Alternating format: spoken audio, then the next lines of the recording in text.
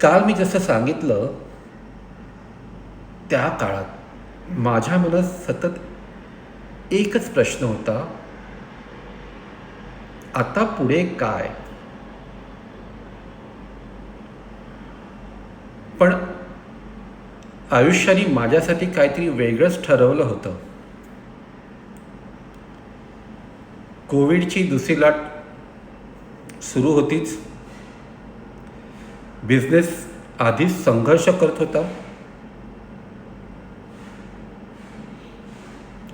आणि अशातच एक दिवशी आमच्या घरातही कोविड आला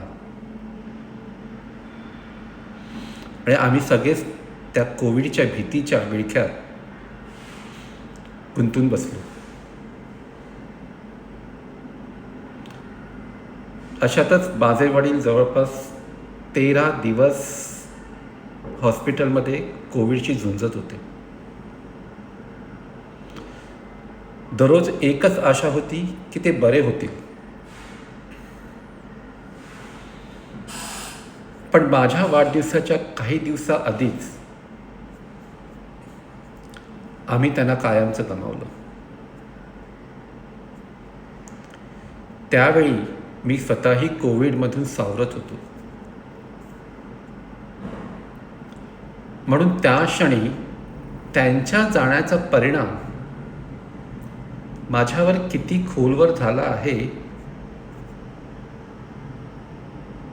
याची मला जाणीवच झाली नाही.